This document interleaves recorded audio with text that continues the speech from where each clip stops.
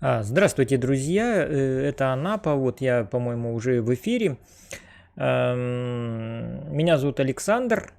Ну, по крайней мере, я сегодня обращаюсь, наверное, к тем, в первую очередь, кто уже хорошо знает меня, как облупленного, знает, почему я здесь в Анапе оказался, знает обо всех, значит, моих увлечениях, знает про круг моих знакомств, знают про Андрея, который «Привет, Андрей» рубрика, знают вот Славу, который вчера мы с ним встречались. В общем, про все это я сейчас потихонечку расскажу. Вот. Ну, я не знаю, вот в таком, как бы, мне что-то как-то особо не нравится вот этот вот фон, поэтому, наверное, я сейчас сделаю что-нибудь, буду вот здесь вот из экранчика выглядывать, да, вот из экранчика буду выглядывать, и рассказывать я сегодня буду о том, почему я не снимаюсь в кино, в Анапе сейчас идут съемки проекта, и какое отношение к этому проекту имеет моя жена Наташа и моя старшая дочь Валя. Вот. Потом расскажу про Андрея, как он уехал, почему он уехал из Анапы, куда он уехал. Расскажу про Славу немножко, почему он приехал в Анапу, и расскажу еще о том, как я лечил свой палец. Ну, это интересно про медицину, как она у нас здесь в Анапе работает. Так, значит, я очертил круг, ну и про погоду. Ну и отвечу, конечно, на ваши вопросы, друзья мои. Как же без этого? Вот. Надо какой-то сделать фон. Вот. А фон я сделаю сейчас. Знаете, какой фон сделаю? Сейчас я фон сделаю, друзья мои, вот такой фон я сделаю. Так, сейчас, секундочку.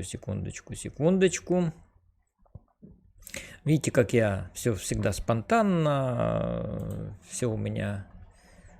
Ну, вы знаете, вы можете в это время тоже пока сбегать, чайку себе налить, вкусняшки в вазочку положить, все это принести к вашему телевизору, к вашему монитору, или удобно устроиться у вашего вот этого гаджета. Вот. Я ж не знаю, на чем вы смотрите.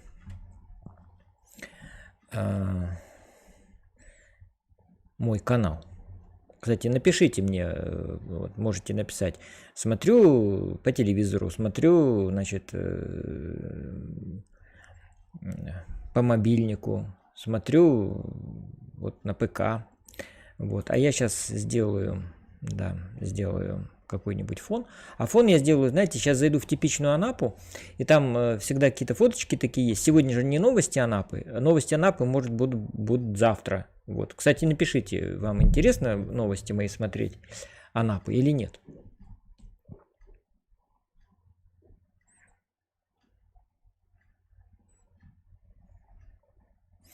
Ну, про кино.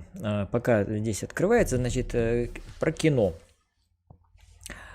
Значит, в 2017 году мне, так скажем, посчастливилось поучаствовать в двух проектах. Это Крымский мост Кесаяна и крепость Бадабер.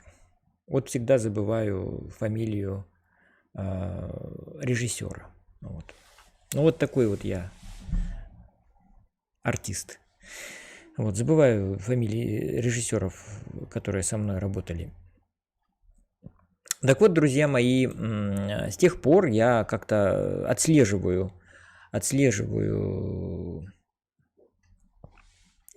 значит, кастинги. И, знаете, был какой-то такой провал, что в Анапе ничего такого не снималось. Ну, снималось там что-то так, реклама какая-то снималась, еще там что-то по мелочи. А чего-то такого крупного нет. Вот, кстати, я сейчас покажу как раз вот эта группа, она так и называется, кастинги. Так, где же она, друзья мои? Где же это кастинги-то? Вот она, кастинги массовка. Я же артист массовых сцен. Вот, ну вот так вот. Ну вот на этом я пока и задержусь. Пусть это будет так.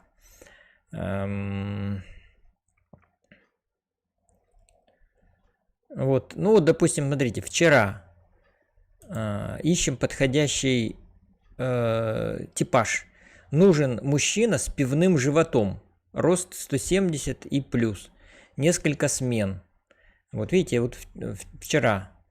Вот. На съемке 8 октября требуется игровой транспорт. Мы сделаем из вашей машины звезду. Требуется 4 машины. Не черные, не белые. Занятость весь день. Вот. Оплачивается. Так, комар летает и прямо возле микрофона жужжит. Так, какой-то вип-актер прилетает. Ну, тут, в общем, вот, то есть это жизнь такая, понимаете, или кинематографическая.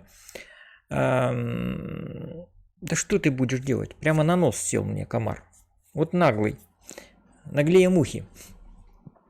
Так вот, я отслеживаю эти кастинги и вот увидел, что вот снимается такой проект в Анапе с 1 по 21 октября. Конечно же, я открыл сразу весь, значит, план съемок, кто куда на какие числа требуется, дал заявки. Вы видели у меня на канале тоже, вот я там фотографировался, отправлял. В общем-то, такая эйфория была. Вот. И тут же я увидел, значит, еще одно объявление. Здесь же, вот в этой группе, что требуется медицинская сестра на съемочную площадку. И я Наташе позвонил, моей жене.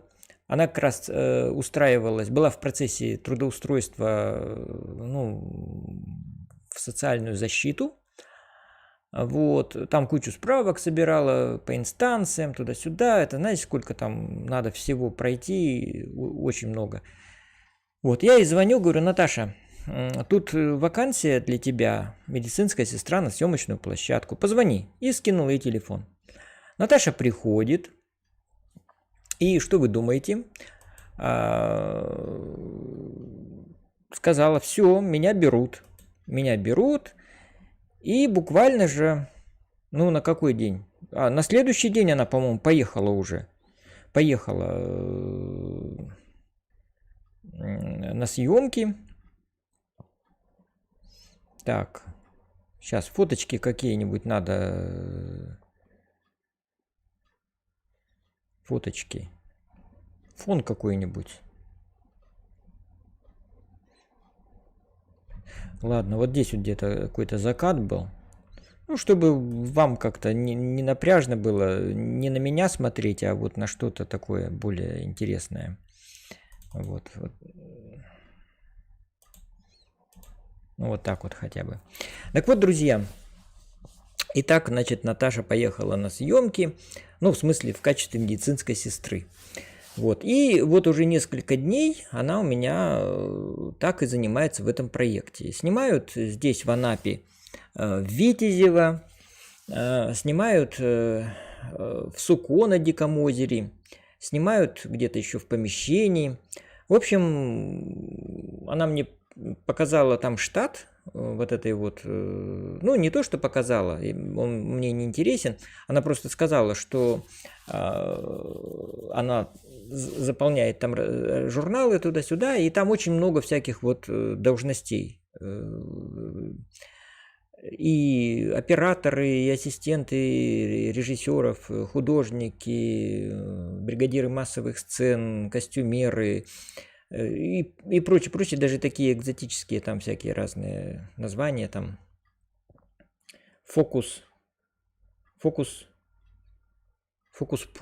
какой-то. Ну, в общем, это интересно.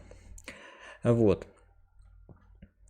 Но самое-то главное, почему я вдруг отказался, я бы мог, конечно, тоже, хотя я по возрасту, да, не подходил, потому что там требуется сценический, вернее, не сценический, экранный возраст 45 лет, но я на 45 лет издалека, в общем-то, тяну.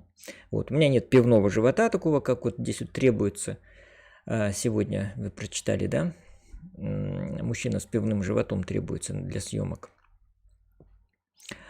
Вот. И снимают на улице, а погода сейчас, ну сами видите какая. То есть все происходит так, как вот в юмореске Андрея Миронова, как там зимой снимали пляж.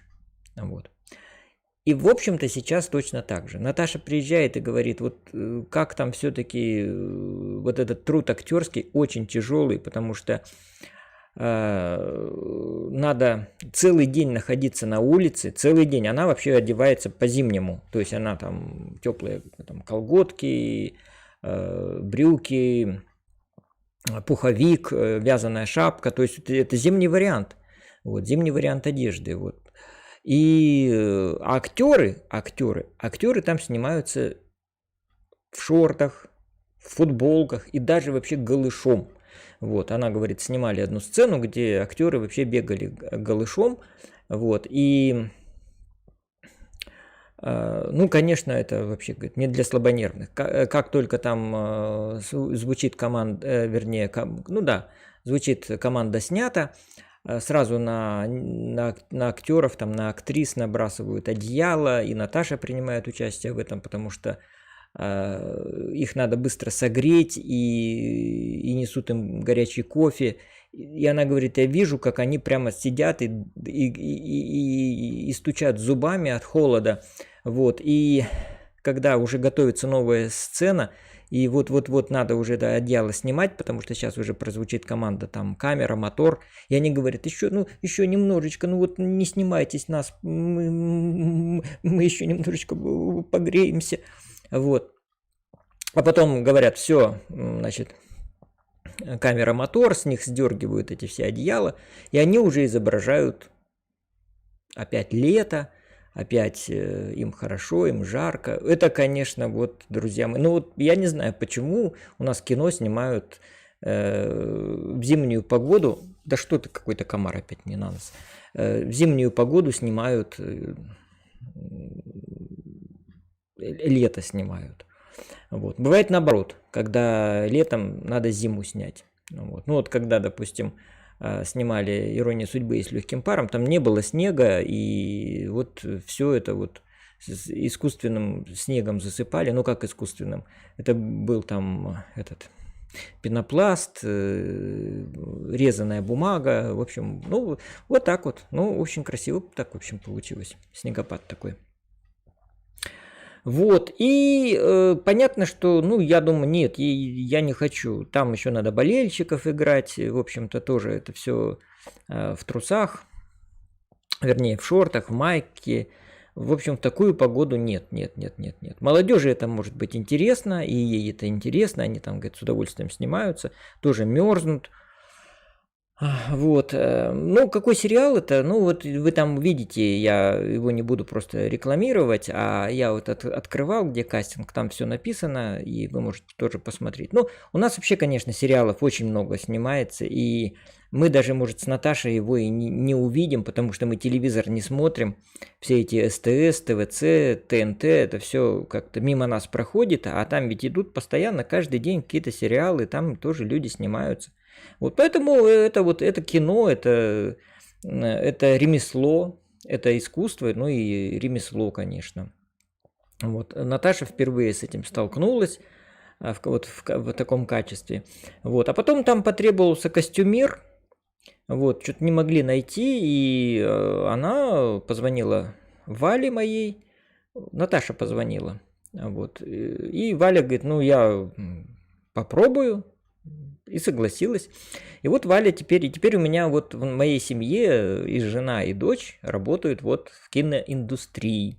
Вот так вот. То есть в Анапе можно даже подрабатывать и на этом поприще.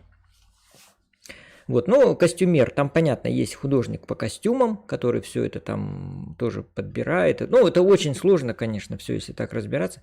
А Валя, она просто выдает костюмы, там стирает их и гладит. Вот. Ну, в общем, как-то так. Смотрит за костюмами, чтобы они не потерялись, чтобы каждый актер был одет в свой костюм, чтобы, если там какая-то стыковка сцен, если снимали вчера, то сегодня он должен быть в такой же одежде. Вот. Или вот Наташа рассказывала, там была сцена, когда там герои падали в воду несколько раз в одежде. 4, говорит, дубля снимали, и вот им каждый раз выдавали, после каждого дубля выдавали сухую одежду. Вот, а старую, конечно, надо просушить туда-сюда, там, ну, чтобы она там тоже потом когда-то понадобилась. Ну и что еще? Там вообще много, конечно, всего. Просто я-то хотел сказать, что опять начали в Анапе снимать, и не только этот сериал сейчас снимают. Вот я за кастингами слежу, и там еще и другие какие-то фильмы тоже ищут актеров. И массовых сцен, и на эпизоды. Вот недавно было, нужны были мужчины такие, ну, представительные, солидные, на роль телохранителей. Вот. Они должны были прислать, ну, претенденты на эту роль должны были прислать свои фотографии в черных костюмах. Вот. Или вот недавно были журналисты нужны. Вот. Ну, вернее, не журналисты нужны, а на роль актеры на роль журналистов. И знаете, как они тут написали?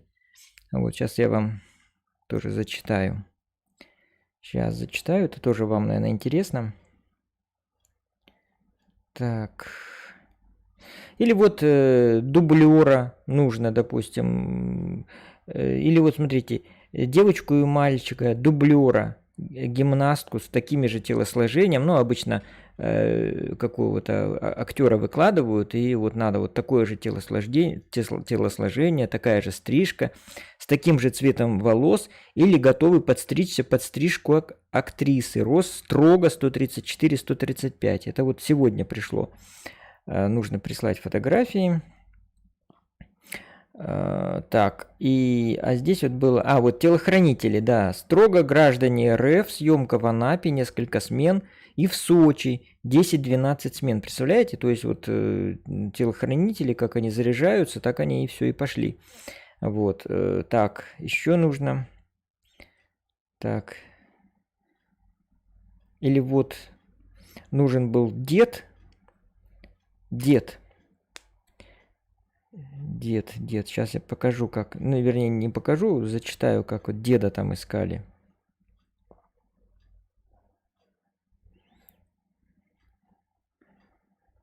Если найду, если...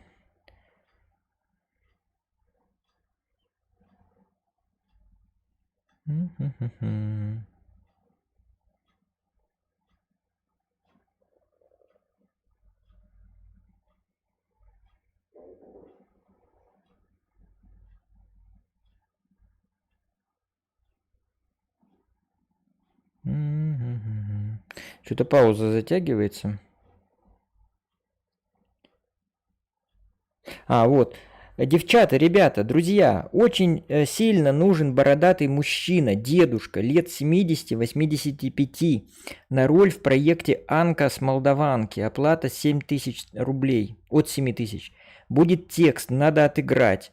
Жду до 4 числа, ну, вот с пометкой «Дед». Вот. Когда я отправил своему другу, вот этому Алексею с клуба нашего позитивного общения, он же... хоть ему и меньше лет, вот. А Наташе говорю, она говорит, а что, говорит, Юру не отправил? Ну, моему брату 70 лет. Я говорю, так он без бороды. Она говорит, ну и что? Ему бы наклеили. Вот, но они ищут именно бородатого. Ну, вот так, сейчас я, друзья, посмотрю, что вы тут мне, сколько у нас уже собралось людей. Так, один зритель в 9 ряду, привет. Привет. И я сейчас буду тогда рассказывать, перехожу про Андрея. Ну, Андрея вы все видели. Вот Андрея я недавно проводил,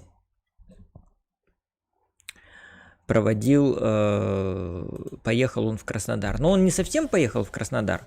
Он поехал через Краснодар в станицу Васюринская. Вот.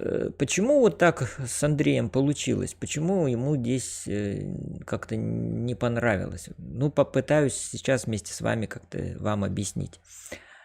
Вообще Андрея я звал сюда очень давно.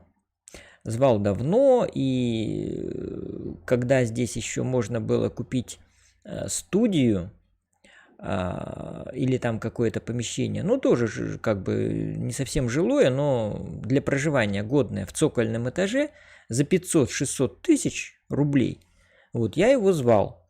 Я ему говорил: Андрей, приезжай, вот так и так, можно купить, ну, возьмешь здесь, значит, кредит.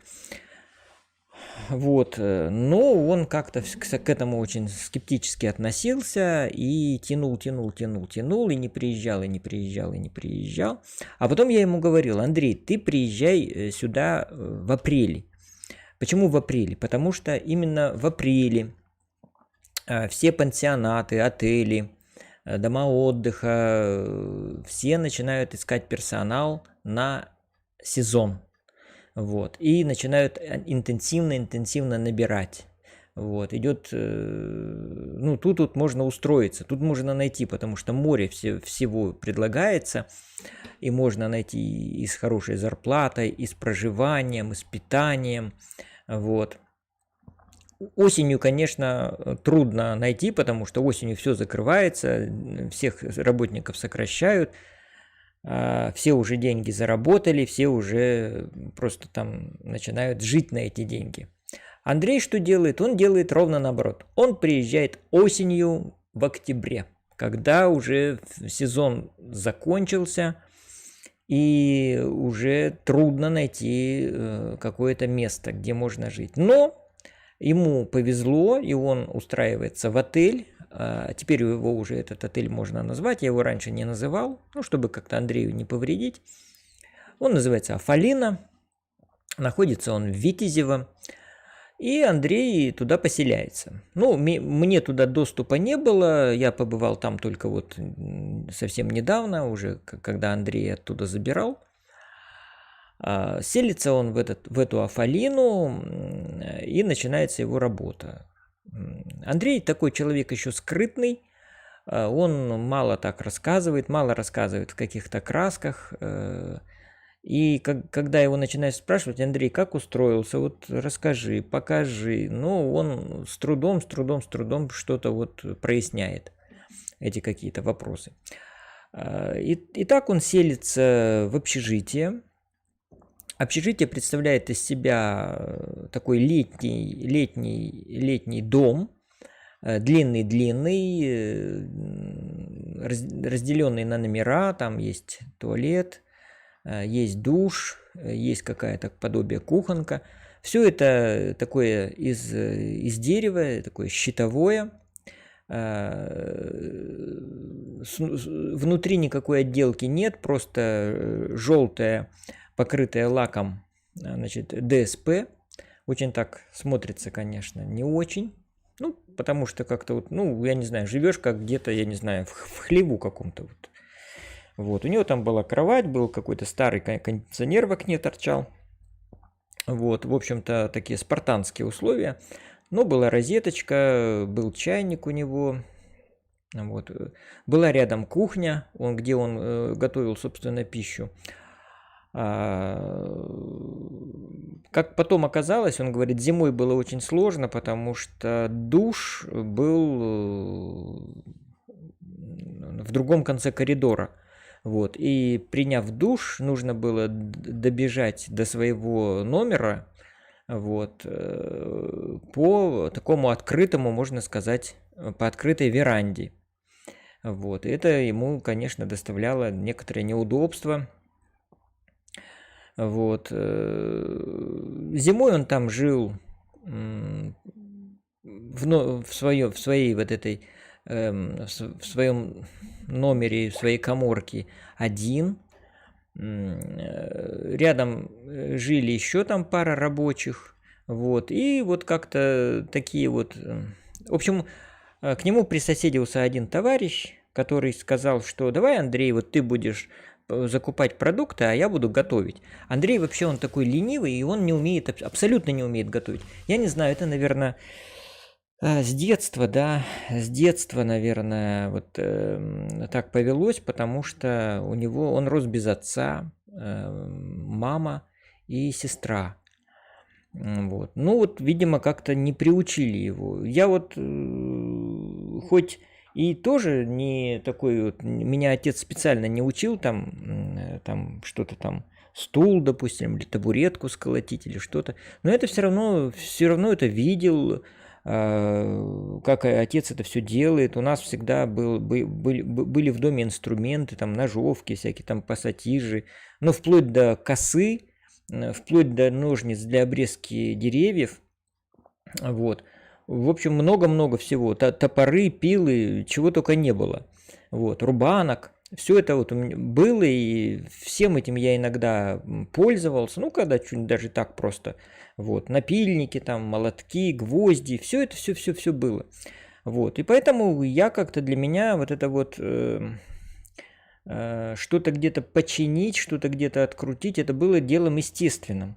Для Андрея, я думаю, так не было. Он рос среди, значит, женщин, и, естественно, вот какие-то навыки он не мог приобрести, не мог научиться. Ну, это вот понятно, у нас все психологи об этом говорят, что когда мальчика воспитывают женщины, ну, получается такой перекос немножечко. Вот. Они его, конечно, обстирывали туда-сюда. Ну, и вот, когда он уже стал самостоятельным мужчиной, он оказался без каких-то вот таких нужных навыков. Плюс его вот это вот характер, его такой мягкий характер, уступчивость, не конфликтность, он очень, так скажем, всегда проглатывал какую-то обиду, какую-то несправедливость, легко воспринимал, никогда не боролся, он не борец, он вообще как флюгер, куда ветер, туда и он. Вот. Вот пример даже в его как бы идеологической такой вот составляющей. Он всегда поддерживает действующую власть. Вот всегда. Вот. Я в свое время на него повлиял, он вступил в ЛДПР, мы там что-то, значит, делали, агитировали, хотя было нельзя, потому что это была работа в милиции, вот, естественно, запрещали. Но я всегда шел как бы против начальства, я плевать хотел, когда говорили, милиция у нас не должна быть политизирована, она вне политики. Я говорю, знаете, это все дурь какая-то, вы говорите. И я был всегда в политике. А Андрею как-то, он раз попался где-то, узнали, что он был ДПР, и ему пригрозили чем-то там, то ли увольнением, то ли еще чем-то, еще какими-то там, значит, неприятностями. И он сразу же пошел в тот же день, когда ему это сказали, в штаб ЛДПР и положил на стол партийный билет ЛДПР. Вот. Причем партийный билет у нас у всех, у меня, у Толи Строциня, ну, один такой персонаж тоже, вот, запомните это имя, наш друг. Вот, и у нас троих были, значит, партийные билеты ЛДПР, подписанные самим Жириновским. Почему? Потому что мы как-то в 95-м году ездили в Москву, специально поехали на митинг в Сокольники, где Жириновский традиционно проводил по воскресеньям митинги, и после митинга пробились к нему и подали ему свои вот партийные билеты, и он нам всем троим расписался. Вот. А Андрей вот такой партийный билет, можно сказать, исторический, уникальный, просто взял и положил. Вот. Ну, это вот так его тоже характеризует. То есть, все. Никаких он аргументов не нашел, чтобы как-то сказать, что нет. Не ушел как-то в подполье, ничего. Вот просто сдался сразу и все. Ну, вот это очень хорошо, такая вот черта, характеризующая его. Вот. Он дослужился до майора. Вот, в общем-то, майорская должность. У него вообще неплохая была должность в системе УФСИН. Мы вместе с ним служили в Забайкальском крае. Вот. Но у него почему-то... И получали мы жалование, ну, или как там говорили, да, это денежное довольствие. у нас не сильно различалось. Вот, не сильно различалось. Вот. Но у него по каким-то причинам, у него никогда не было денег. У него никогда не было денег, а у меня деньги были всегда. У меня деньги были всегда, и я всегда откладывал, и эти деньги у меня сгорали многократно. Ну, не многократно, но, по крайней мере, дважды они сгорели. Это вот в 91 году, когда там вот после крушения Советского Союза и в Павловскую реформу, вот, у меня сгорела достаточно большая сумма, на которую можно было бы взять в советское время, можно было купить автомобиль «Жигули». Вот. Она у меня просто сгорела. Просто вот раз и все. Превратилась в бумажки. Вот. Второй раз в 98 году в дефолт у меня были доллары. Я тогда начал покупать доллары. А потом что-то этот курс, в общем, я купил доллары по достаточно дорогой цене. Потом они возросли многократно. Вот, потом начали падать. Я запаниковал, я продал эти доллары и все. И я и потерял и рубли, и доллары, и ничего не выиграл. И, в общем, ну вот так вот. Сгорели деньги в очередной раз. Вот у меня. Андрей никогда ничего не откладывал, у него никогда не было никакого счета. Вот, и денег у него не хватало, он часто занимал у меня. Вот, и у нас был клуб «Последняя пятница», и я как-то сделал там такой банк. Ну, назвал его КПП банк. Банк клуба «Последняя пятница». Смысл его был такой, что там был такой уставной капитал. Там начиналось все с 600 рублей. Ну, какие-то там деньги лишние остались. Вот. То ли мы сбросились, то ли чего. Ну, сделали вот. И потом каждый член клуба мог взять какую-то сумму, вот, и вернуть. Но вернуть с небольшим процентом. Процент этот был, по-моему, 5%, что ли. Вот. И как-то этот банк наш стал расти, потому что начали, ну, потому что кому-то там не хватало. Ну, там были не только сотрудники наши, а были просто люди. Ну, вот я про клуб «Последняя пятница» рассказывал, можете посмотреть. Там разные люди входили в этот клуб. Вот, но Андрей был там завсегдатаем. Андрей постоянно в этот клуб, вернее, в этот банк приходил, нырял. Вот, и таким образом банк рос. Вот, сумма там возрастала. Она потом дошла, ну, до такой порядочной цифры, я сейчас не помню даже какой. Но факт то, что Андрею не хватало. Ему всегда не хватало. Куда он эти деньги девал, я не знаю. Вообще он любит как бы пошиковать. Не скажу, что часто, но он к себе не отказывает. Вот. Он здесь, в Анапе, допустим, когда приезжал из Витязева в Анапу, он заходил в какое-нибудь кафе, вот, заказывал себе водки, люля-кебаб, там, жульен, мидии, не знаю, там что еще. Вот. И вот так вот как бы сидел, проводил время, слушал музыку. Вот. Один раз я ему составил компанию, один раз всего. Вот. На такси он как бы не считает зазорным проехаться на такси. И он ко мне вот сюда, вот на Шевченко, несколько раз доезжал на такси, хотя можно было дойти до меня за 5 минут. Вот. Он от школы, допустим, 5-й. Он вообще очень плохо ориентируется. Вот. И бесполезно ему говорить: Андрей, ты вот иди сюда, поверни там, все равно пойдет не в ту сторону и заблудится. А потом берет такси и доезжает на такси. Вот. Даже вот когда он у меня ночевал несколько дней назад, вот, и когда он ходил там за билетами на автовокзал,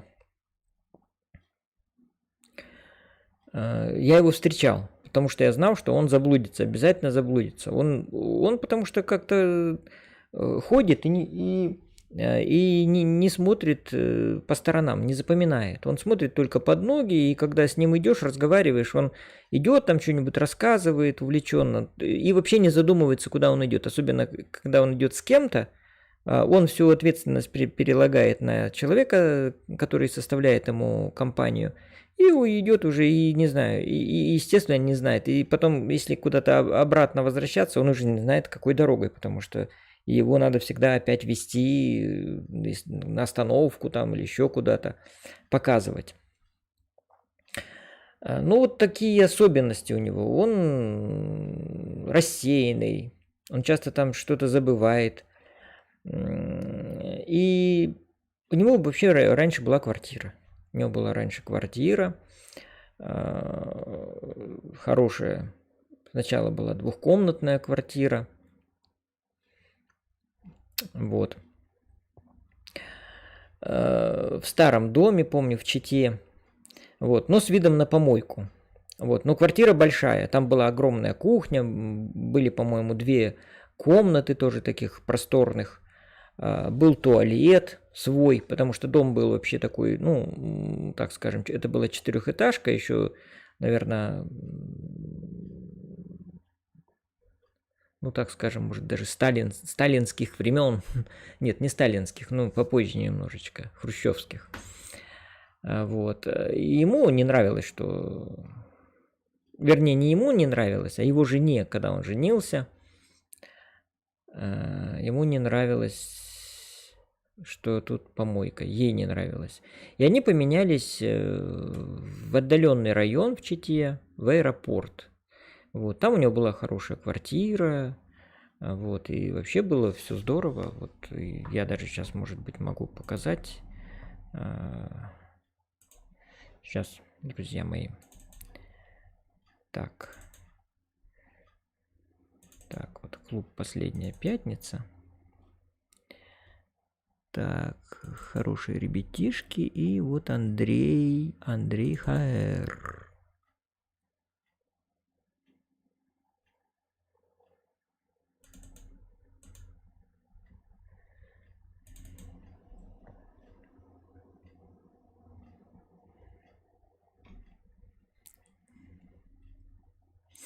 Все было хорошо, он женился, я был на его свадьбе, а он был на моей свадьбе, на первой. Вот он с дочкой, это у меня как раз в гостях он приехал. Вот Андрей, вот такой Андрей, это дочка его Диана.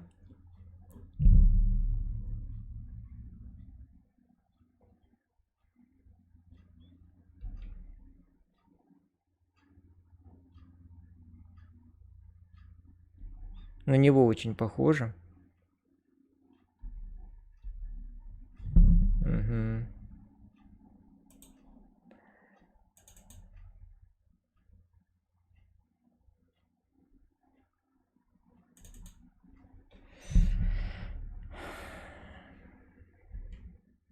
Вот он в квартире там в аэропорту. Вот, они сделали ремонт с женой, это вот его жена Женя, это его дочка, и Андрей такой вполне счастливый. Да не вполне, а по-настоящему счастливый, потому что есть дом, есть жена, есть дочь, есть работа. Вот. А потом Женя захотела заняться бизнесом, стать бизнес-вумен. Вот. И они решили сначала открыть парикмахерскую, потом пельменную. А деньги-то где взять? И Женя, так скажем, настояла на том, чтобы Андрей продал вот эту квартиру.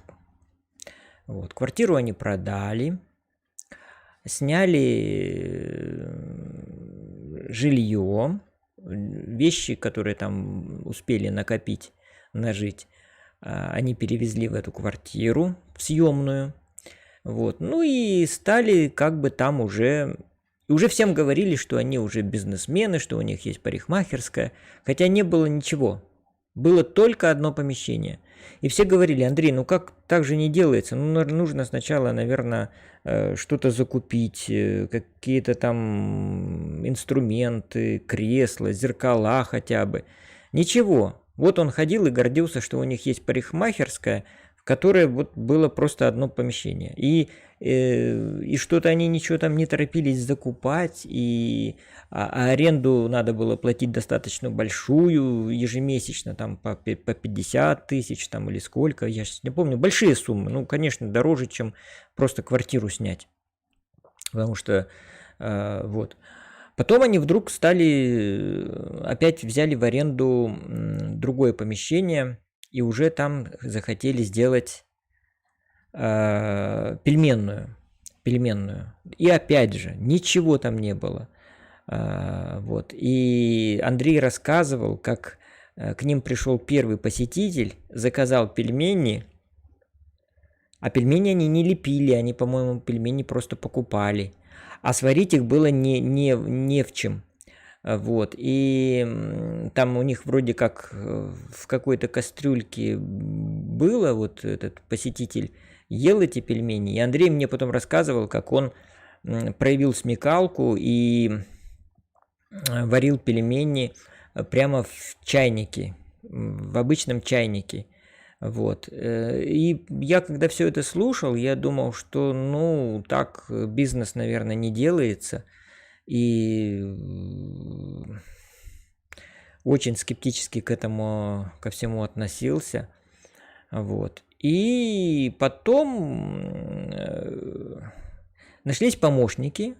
Вот у его жены Жени нашлись помощники, которые говорят: мы все сделаем, мы поднимем твой бизнес, и все. И так помогли, что Андрей лишился не только квартиры, не только бизнеса, который так и не развернулся, ну и жены лишился. Вот.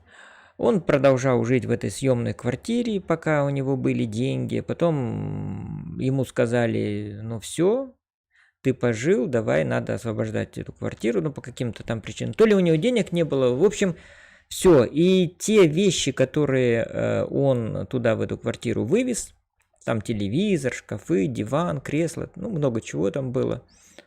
Вот. Все это он просто бросил. Он бросил, потому что некуда было уже вывозить эти вещи, и так он лишился всех своих вещей. Так он лишился всех вещей и остался ни с чем. Вот. Потом он уехал в Новосибирск, где жили его мама и сестра, там уже на пенсии. Хорошо, он хоть до пенсии доработал, но на пенсию он вышел по минимальным этим вот, по минимуму. И там устроился охранником, и вот этим охранником он работал до самого переезда в Анапу. Вот, снимал он там студию, тоже студию за 10 тысяч. Вот. Причем он получал тоже где-то 17 ну, как он говорил, в охране. Вот.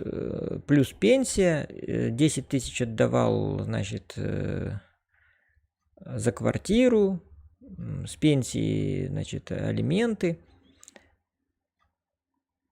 И, в общем-то, оставалось совсем мало у него денег. Плюс он там залез, значит, в историю. Он взял карту Тинькофф, вот, а эту карту у него украли. И он стал должен вот этому банку Тинькофф. Его преследовали коллекторы, он от них там скрывался. Вообще в то время я-то по телефону это все узнавал. В общем, были непростые времена, когда он просто вот был как загнанный пес, волк. Нет, ну волк-то он огрызается. Когда? Вообще, как загнанный заяц, наверное, был он. Вот. Я продолжал его звать в Анапу, говорил, что здесь все-таки жизнь подешевле, что здесь не надо хотя бы какие-то зимние вещи, что здесь можно летом хорошо подзаработать, что охранником ты точно здесь будешь работать. Вот. И он приехал вот в прошлом году, устроился в эту Афалину. И вот он как там жил, я уже начал рассказывать, да, то есть вот это вот щитовой домик туда-сюда. В общем-то,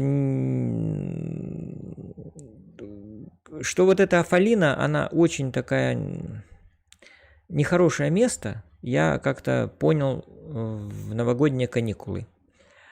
Когда... И, в общем, на каникулы Андрея попросили оттуда съехать. Понимаете, они даже, им было жалко электричества, жалко там, я не знаю, чего-то там. И Андрей вынужден был вот на 10 этих дней каникул, он вынужден был снимать жилье. Ну, я ему здесь на Авито нашел за 300 рублей ночью. Он 10 дней вот жил в домике там в каком-то тоже, в частном жилье. Вот. А летом, этим летом, когда уже наступал сезон, его из этого щитового домика поселили вообще в полуподвальное помещение, вот которое вы видели уже у меня на съемках. Вот это служебное помещение под, как он говорил, под бассейном. Вот, то есть в этот домик в общежитие в щитовой заселили каких-то рабочих, там, ну, я не знаю, каких-то заселили, а почему-то его оттуда выселили. И поселили его в это помещение, где вообще не было там ничего. И негде было приготовить пищу, потому что в общежитии там есть пищеблок, кухня, плита какая-то. А тут ничего не было. Вот. Кормили там очень скудно, да, начали кормить, но кормили там, естественно, только один раз в день, вот, в обед. А завтрак, ужин, это все было на его, как говорится, на нем лежало. Вот. А он такой человек, что он и особо-то и в магазин-то не любит ходить, и подешевле-то ничего не любит, не может выбирать. Я его тут возил однажды в светофор. Вот. В светофор возил его. Вот он, Андрей, тоже. Возил его в светофор. Говорил, что вот здесь вот все-таки подешевле. Он там, конечно, набрал много чего. Помню, сало такой кусок взял большой. Вот. Но это была разовая такая акция, разовый выезд. А вообще он, конечно, брал...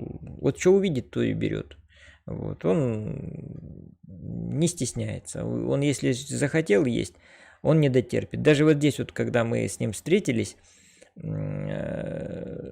я купил курицу, здесь уже варю ее, вот там, жду его, вот, а он в это время, потом мне рассказывает, что он в это время проголодался, сел, купил там самсы, пиво, вот, понятно, что это все достаточно накладно, дорого все это брать, вот, но он берет и не стесняется, вот, и расчет он получил небольшой, вот, поэтому Афалину он покинул с чувством таким, ну, я говорю, он никогда ни на кого не обижается, считает, что так оно все и должно быть, но я считаю, что это была нищенская зарплата, так здесь в Анапе не работают, тут в Анапе стараются заработать столько, чтобы зимой можно жить.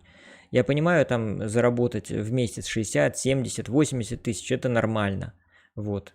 Это хорошие деньги. И, в общем-то, вот так и вот Наташа тоже работала. Она вот примерно в тех рамках и получала деньги. А Андрей получал всего 25 тысяч. Вот. Зимой он 20, и то потому, что у него там были выходные, а летом не увеличилось, вернее, платили не за... В общем, все делали, как описывал Карл Маркс, то есть за счет интенсивности, увеличения интенсивности труда. То есть выкачивали из него все его силы, то есть он работал там с 7 утра и чуть ли не до 9 вечера, вот, и без выходных, и за это ему всего лишь добавляли каких-то 5000. Вот. Это, конечно, ну плюс там пайка в обед, которая была вообще маленькая. Он говорил, что кормят как... Он отправлял мне смски и говорил, что пайка очень маленькая, и присылал смайлик кошки. Вот. В общем, конечно, трудно ему там было, но мы ему пытались помочь с Наташей. Мы ему пытались с Наташей помочь. Наташа его приглашала в тот отель, где она работала, и она даже договаривалась уже, там нужен был дворник с хорошей зарплатой, ну, а кормежка, говорит, там вообще кормили, мужиков кормили в Наташином отеле на убой. Вот, такие пайки им давали, что ого-го, но Андрей не пошел. Он говорит, как я брошу, как я... Тут и так вот кто-то не выходит на работу, кто-то загулял, кто-то там в отгуле, кто-то там уехал домой. Вот. А такой человек вот ответственный и не мог уехать, не мог взять отгул. А давали ему, когда выходной в субботу, но в субботу где ты найдешь работу, когда все отели тоже закрыты, и тебя там в кадрах никто не ждет. Вот. И вот так получилось, что Андрей закончил работу. Он, конечно, решился закончить здесь работу. Вот. И, да что ты будешь, опять комар. И решил поехать в станицу Васюринскую. Васюринская здесь вот у нас недалеко, под Краснодаром. Вот. И там живет наш друг Толя Строцень. Вот тот Толя, вот я уже это имя называл, с кем мы были в ЛДПР, в партии Жириновского, на митинге. И нам троим вот Жириновский подписывал билеты партийные. Вот. И Толик живет сейчас вот в Васюринской, он там купил дом, это его дом. Там есть какой-то огород, работает он, значит, в фикс-прайсе. Вот. Ну, он, в отличие от Андрея, на все руки мастер, он и плиточник, и каменщик, и штукатур, и маляр, и столяр, он и плотник, и на мышей охотник. Вот. И Толя очень веселый, он такой оптимист. И вот Андрей к нему поехал. А они вообще дружили вообще с самого детства. Если я с Андреем познакомился только, наверное, вот, ну так, уже стали общаться с ним уже после армии, когда я пришел после армии, вот, до этого с ним мало встречались, вот, хотя я знал о нем, и вот.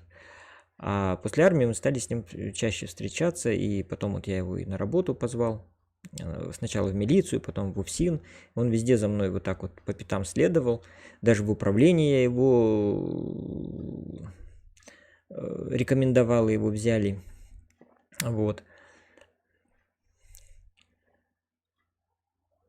И все. И вот сейчас он уехал. И он там.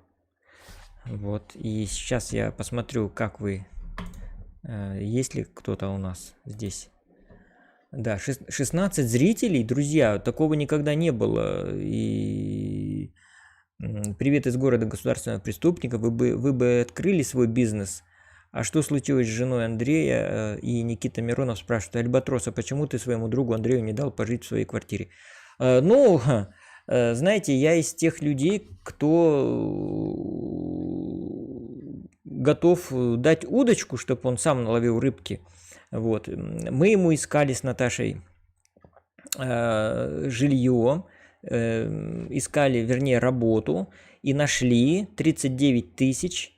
Здесь вот в Славянке вакансия была. Ну и сейчас, наверное, есть. Туда набирают рабочих. Вот, мы сходили с Наташей в эту Славянку, узнали, что, как там, вот, говорили, ну, все, пусть приходит, мы его возьмем. И, ну, Андрей сказал, что нет, он устал, он хочет отдохнуть. Вот, поэтому здесь нет проблем вообще с жильем. Что значит, вот почему ты своему другу не дал пожить в своей квартире? Да, он у меня вот ночь переночевал перед отъездом, но жить у меня, это, знаете, ну как-то это совсем было бы, ну, наверное, смешно. Значит, мужик, который, в общем-то, в силе и при наличии столько жилья, мы опять же с Наташей смотрели, за 8 тысяч можно здесь снять за месяц, 8 тысяч. Но это как бы навскидку, а если вот так вот посмотреть и поискать, можно еще дешевле найти.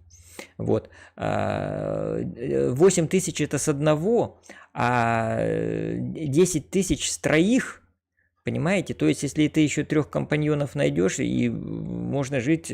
Ну, понятно, Андрей не любит жить там в компании, вот, ему надо один, но 8 тысяч он бы, конечно, нашел, потому что у него и пенсия есть, и если еще работать, и если 39, ну пусть не 39, а плюс там 25 получать, вот, то можно свободно платить и жить, если жить экономно, вот, а не как Андрей вот любит. Вот. А что случилось с женой Андрея? Ничего не случилось, просто они развелись, и все. Но у них там сложные отношения были. Он с ней, по-моему, раза 2 разводился и раза 3 на ней женился. Я не знаю, вот точно не знаю, что он с ней разводился, женился. И, ну, сейчас они, конечно, в разводе.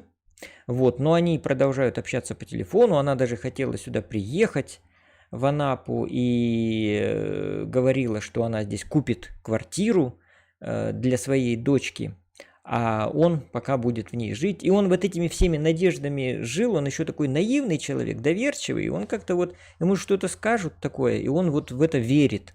Вот. И я, в отличие от него, нет, я как-то не склонен верить в сказки, вот. А он, да.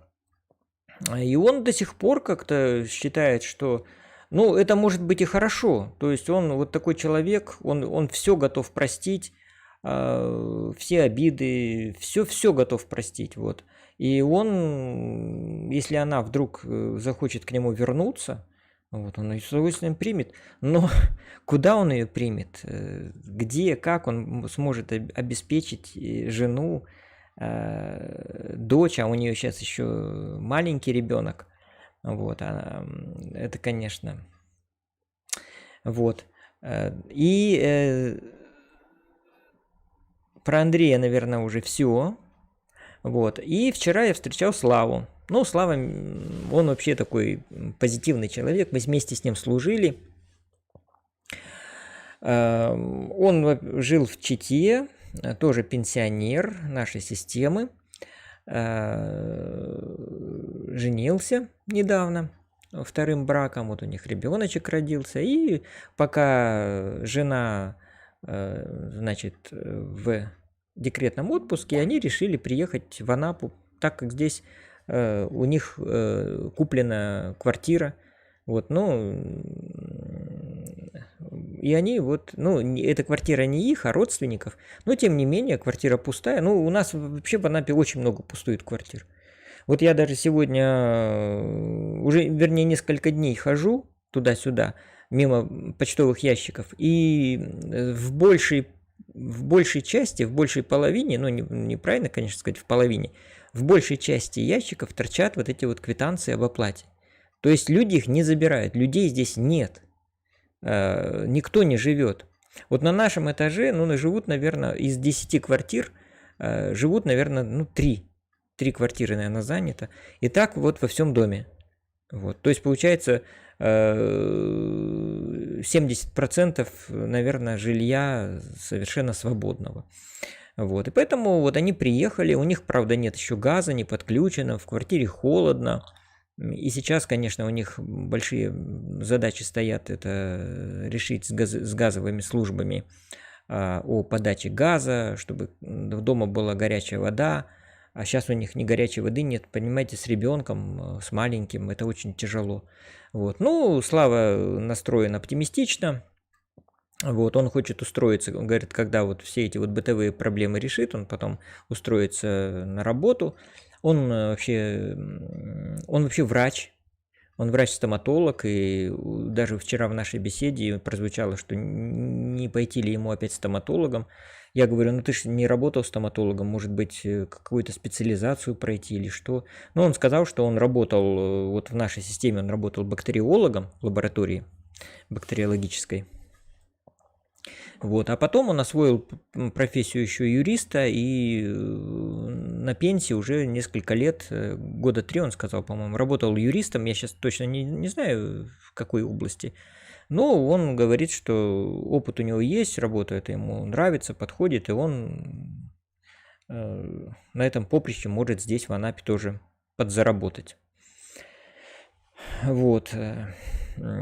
Я думаю, что мы с ним обязательно, ну, конечно, семья, понятно, ребенок, особо не разгуляешься, но хотелось бы с ним сходить вот в наш клуб позитивного общения, пообщаться там. Вот, кстати, в субботу, может быть, в эту приглашу его, ну, хотя бы раз-то в неделю можно, наверное, отрывать человека от семьи. Вот. Ну, я рад, что он приехал, потому что Слава это все-таки человек, вот, такого разряда человек, которых я очень всегда уважаю, которые никогда не предают, которые всегда посочувствуют, которые подбодрят. И у меня были сложные отношения с начальством на моей работе, и Слава всегда стоял на моей стороне, всегда безоговорочно все мои значит, приключения принимал и переживал за меня. И вчера он сказал, что тот один там человек, оперативный работник, который против меня там всякие вел работу свою оперативную, ну, хотели там меня вывести на чистую воду, там, не знаю, уволить, наверное, как-нибудь, а может быть даже и подвести под статью, сам сел и получил такой, говорит, хороший срок. Вот, поэтому действительно не рой яму другому, сам в нее попадешь. Вот. Что еще про Славу рассказать? Слава спортсмен, он занимался атлетизмом, он занимался танцами, он да много чем занимался. Вот вчера я показывал вот этот ролик, и сегодня этот ролик вышел, да, про Славу. И там есть фотография, где мы с ним играли в пейнтбол. Вот. Играли в пейнтбол. Ну, у меня о Славе не так много фотографий. Вот, и, ну, тут есть фотографии с его первой женой, я не буду как бы по этическим соображениям показывать эти фотографии. А вот покажу сейчас фотографию, где мы с ним, сейчас я ее, так, как бы ее обнаружить-то, эту фотографию, она у меня в этих, в загрузках, сейчас, в загрузках.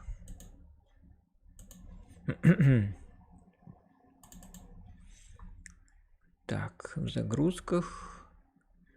Загрузки.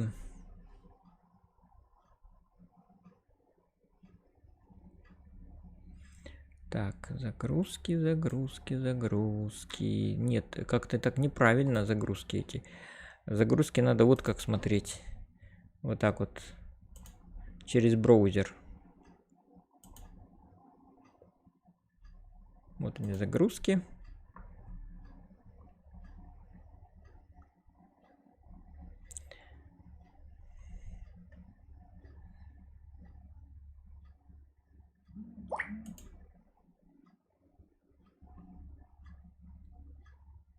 Так, так, так. Сложно найти фотографию. Просто я вчера с этой фотографией работал. И она у меня должна где-то быть.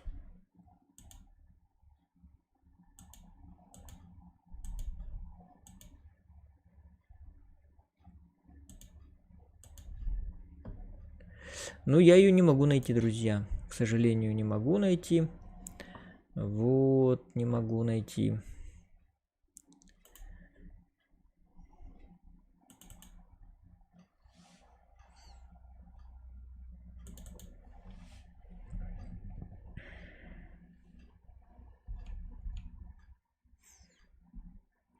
Это Баир и Настя.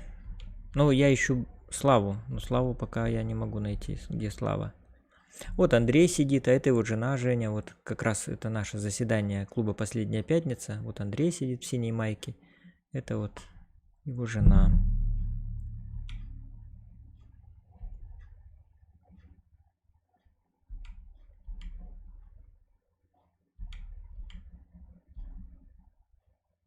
Это я, майор. Так, тут Андрея нет. Ой, Андрея, я говорю. Славы.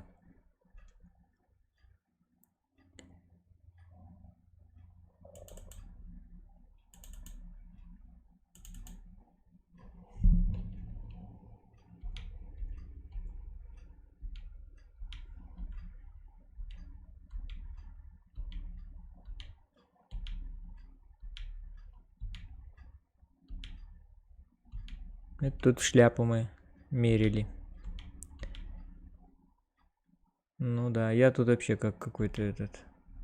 А это Юра мой брат. Кстати, в шляпе. Так, ладно. Ну ладно, Славу я не нашел. Посмотрите Славу, вот, кстати, в моем ролике. Так, сейчас что мы еще там написали?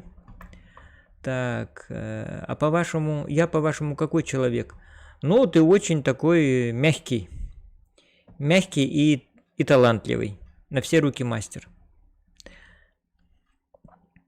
Никита Миронов, у тебя же 2 квартиры в Анапе, мог бы... А, ну да, это я уже ответил на этот вопрос. Короче, ты еще тот дружок, лучше таких друзей не иметь, как ты. Ну, какой уж есть. Я бы пошел в клуб позитивного общения, вы же меня знаете. Да, я думаю, ты бы там очень даже хорошо себя показал. Так, и ну что еще? Вот, значит, про кино я рассказал, как у меня Наташа, жена и дочь старшая сейчас задействованы в кинематографе на съемках сериала. Про Андрея я рассказал, про Славу я тоже рассказал.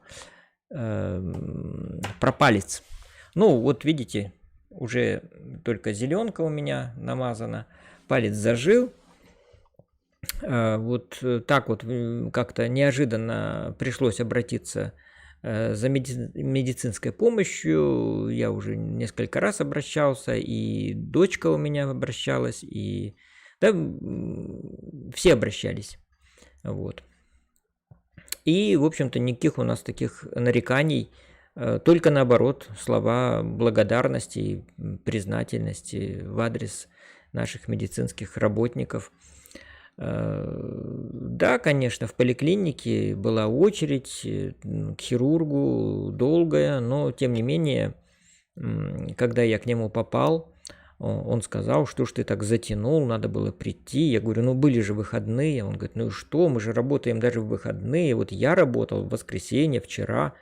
Вот, дали направление мне, я пошел в больницу, там, кстати, никого не было вообще, меня быстро там как-то так, ну день какой-то такой был, не знаю, вот я сколько на перевязке ходил, всегда было много народу, но я ходил уже после обеда, да, тогда никого не было. Все, там меня посмотрели, прооперировали, вот, вкололи 3 укола в палец и сразу же начал резать, он прямо только-только воткнул, и уколы эти, потом сразу располосовал мне мой палец, перебинтовали, вот, все это с шутками-прибаутками, когда он резал мне, он говорил, что больно, что ли?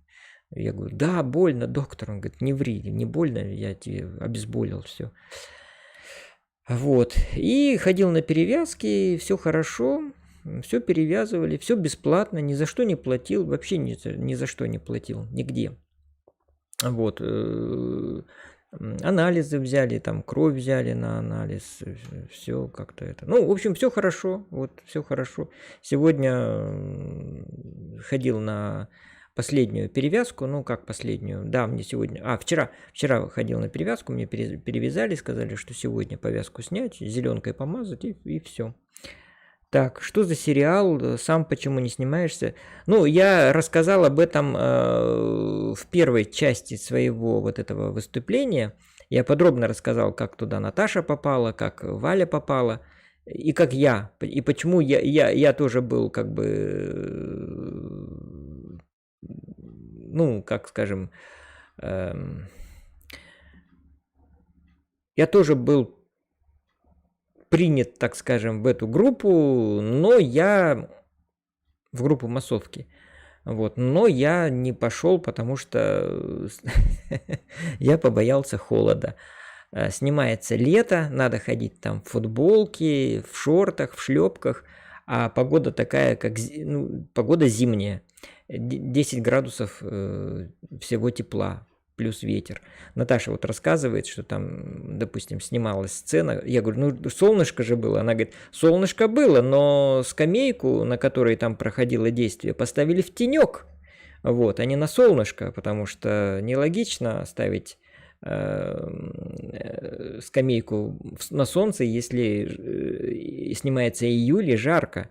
Поэтому вот такая вот геройская профессия актерская.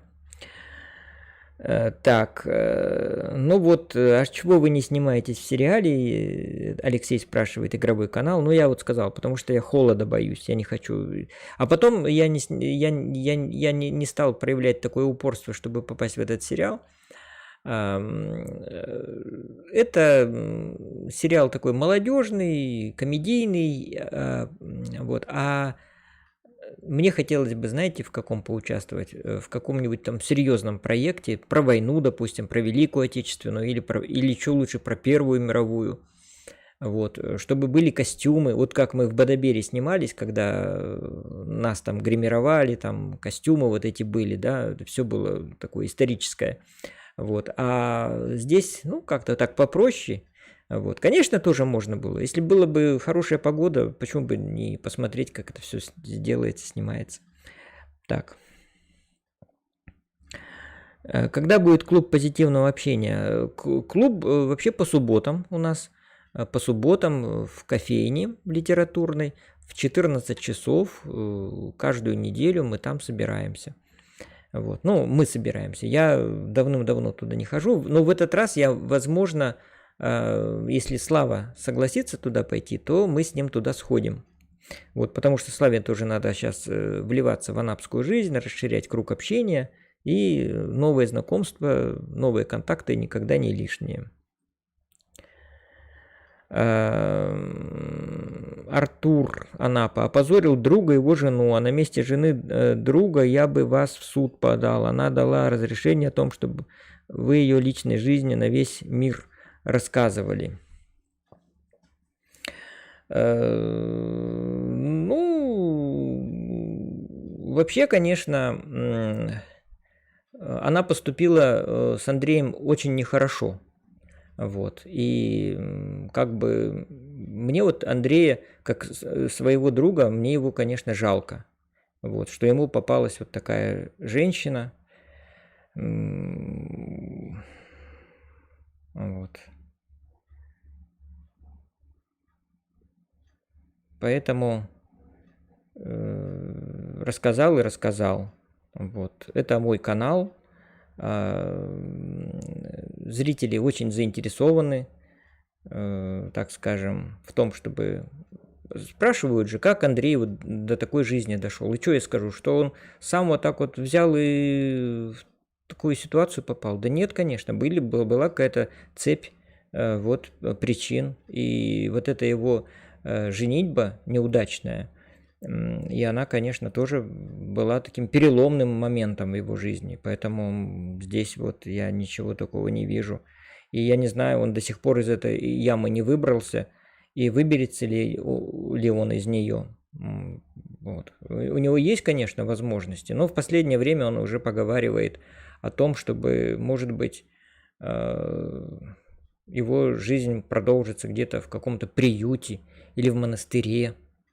Вот. Но это, конечно, такие разговоры. Я бы хотел, конечно, чтобы он нашел работу и работал. Вот. Он, кстати, когда уезжал, он часть вещей оставил здесь, в Анапе. Вот. И, возможно, он еще вернется. Он не сказал, что он уезжает навсегда. Вот. Но опыт показывает, что в Анапу надо приезжать весной, когда все только начинается, когда все отели, пансионаты ищут работников, и здесь много возможностей устроиться. Вот. На зиму, конечно, здесь мало кто приезжает. Зимой здесь такой работы нет. Хотя если постараться, и зимой можно найти, конечно, работу. А те, кто заработал летом деньги, ну уж снять жилье за приемлемую сумму вполне возможно. 8 000. Вот. Я думаю, даже и за меньшую сумму можно найти, но за 8 это как бы вот такая вот сумма, которую вот я сам видел своими глазами, что люди дают за 8 тысяч, включая коммуналку, конечно.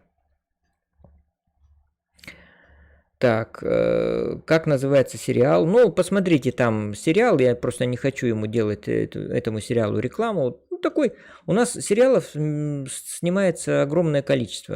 Это проект, значит, СТС. Вот, есть сериалы, там, ТВЦ снимает, ТНТ и еще кучу всяких там. Вот. Поэтому, ну, проект такой, так скажем, особо ничем не выдающийся. Я бы во всех сериалах снимался, вы же меня знаете. Да, конечно. Если бы я тоже жил в Москве или в Петербурге, я бы тоже, наверное, снимался бы там в каждом сериале или в каком-то фильме. Везде бы все отслеживал, эти бы кастинги смотрел и был бы тоже всегда там, на съемочной площадке. Вот. Это интересно вообще, конечно, кино. Вот. Сейчас я вот буквально жду, уже на часы поглядываю. Сегодня приезжают гости вот в мою квартиру туда. Я буду их встречать. Сейчас пойду уже туда. Вот еще одна причина, почему Андрей как бы в этой квартире не остановился надолго, потому что она занята. Я бы с вами пошел на кастинг. Да, я не сомневаюсь.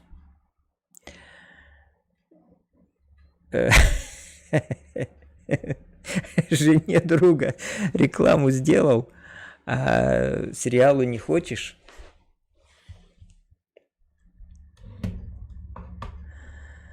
Да. Да, сериалу не хочу. Хотя я не скрывал, я же показывал кастинг, там название было. Вот.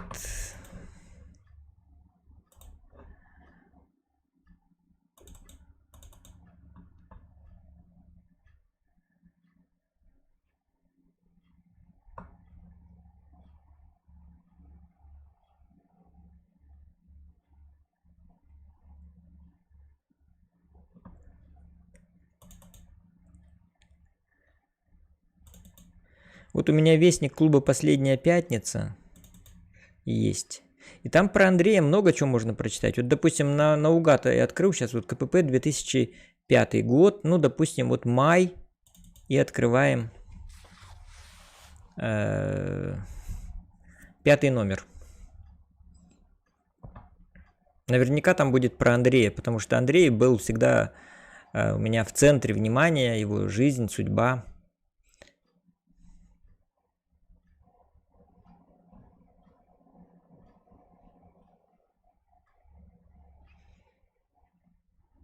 И на этом я закончу. Потому что уже, да, надо бежать. Встречать гостей.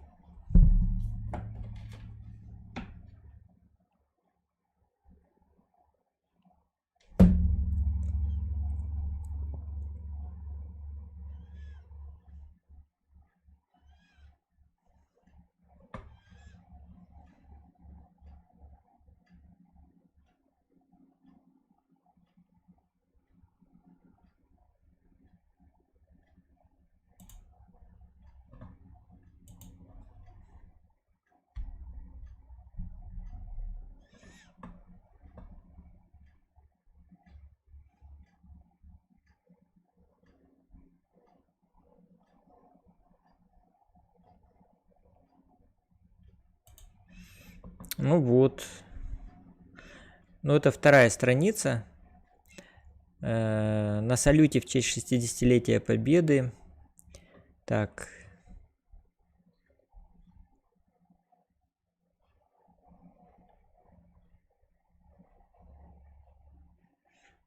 Саша Пых, это я. В гостях у американца Майкла. Так. Ну тут про Андрея ничего нету. Тут другие есть участники. Так, а почему-то вот это... А, вот открылось. Угу. Саша осветили... И Саша Пых осветили куличи и яйца. Так. Вот, смотрите. Ну вот описано... Так, что-то там произошло, друзья. Кто-то донат бросил, нет? Или что? Нет.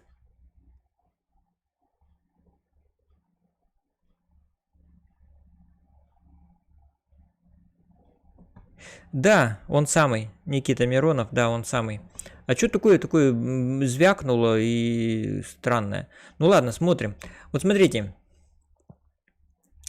Последняя пятница апреля. Нынче в ходу такая шутка. Славная зима выдалась нынче весной. Действительно, на носу май, весна, а зелени ни травинки. Ну да ничего, в последнюю пятницу, 29 апреля, светило солнце, было тепло так, что хоть в пиджаке иди. Вот Саша Пыха надел клетчатый пиджак, золотистый галстук и отправился на КПП. Но, видимо, звезды не так удачно встали, что именно в эту пятницу практически у всех КППшников возникли какие-то форс-мажорные обстоятельства. Витамин Ч был в Москве, Настя Ац в качестве свидетеля на свадьбе у подруги Сержены в поселке Агинском, Леша Ев и Виктор Ной на дежурстве. Но все-таки пятница состоялась. В 16:00 пришел Баир Жев и чуть позже Женя Лена. Женя выставила на стол литровую бутылку водки и объявила, что сегодня ей присвоено звание капитан внутренней службы. Выпили, закусили. Закуской служили мандарины, сушеный инжир, курага, изюм и грецкий орех. Ведь шла страстная неделя.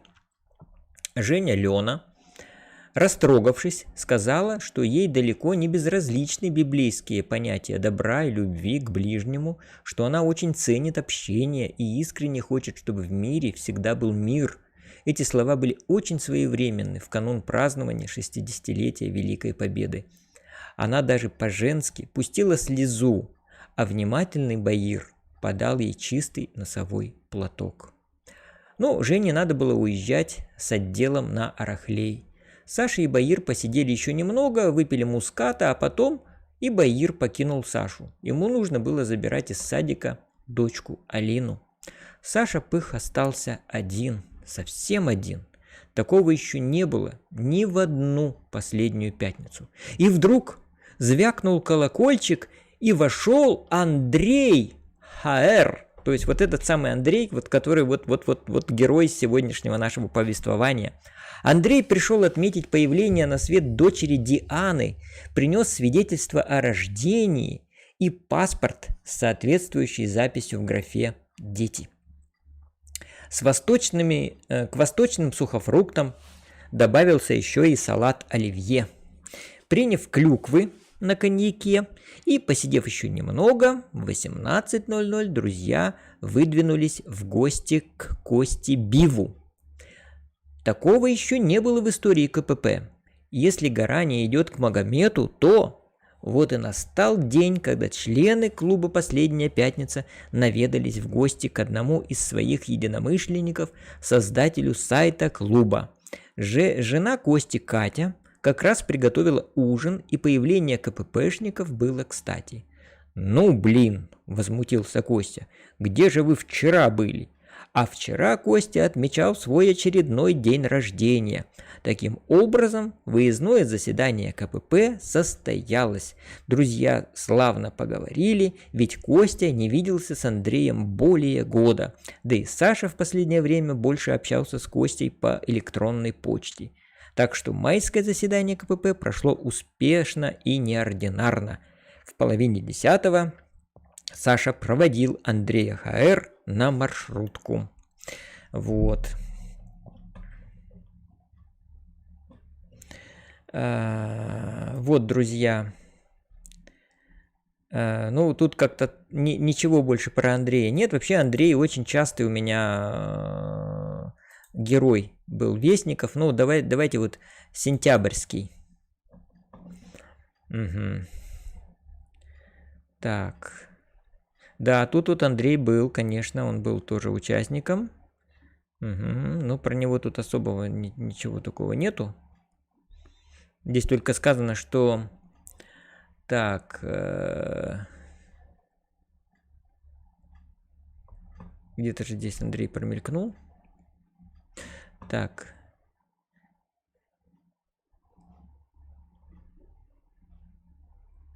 А вот тут вот как раз про Славу.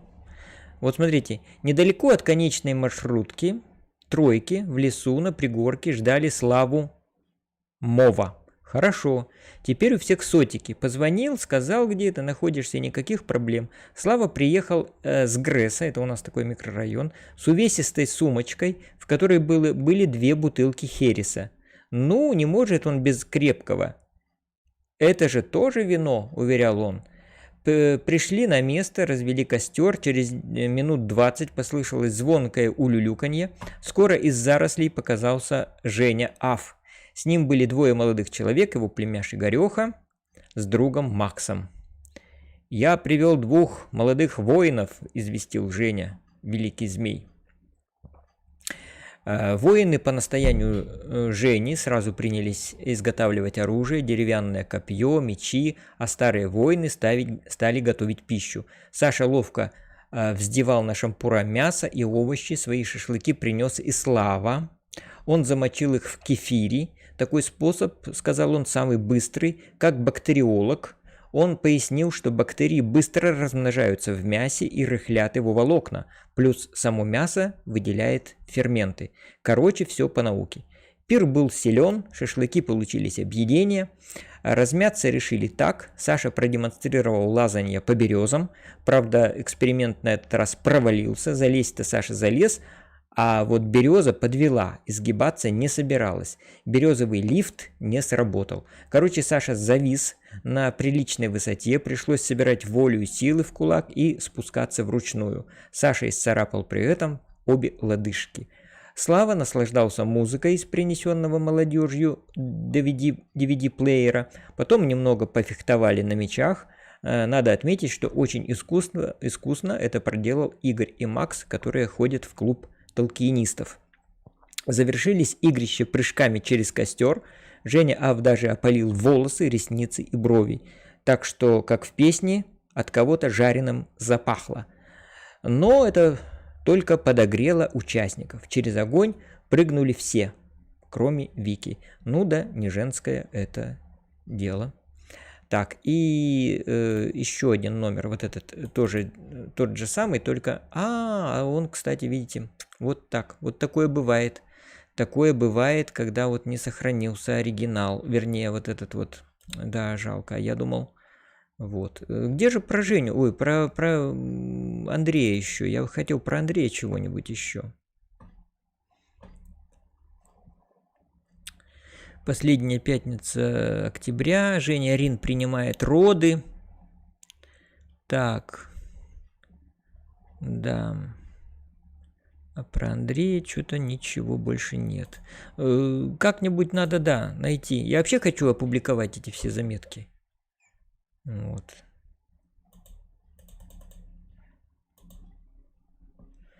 Так. Перевод статьи о Ходорковском. Так.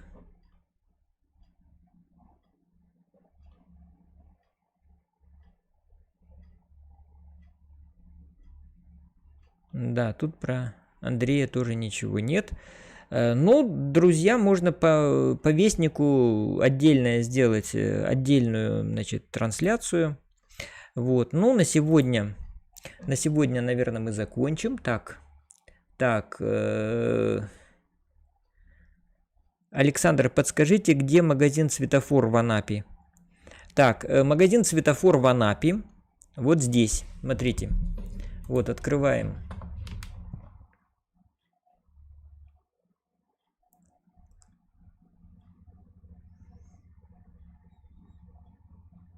Медленно, как все работает у меня, друзья мои.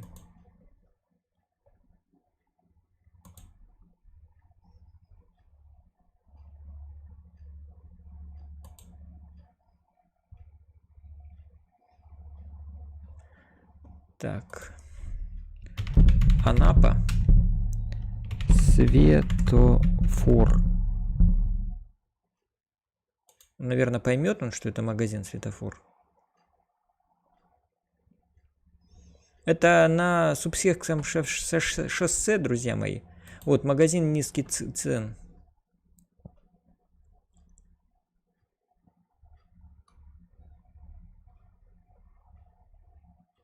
Так, нет. Надо карту.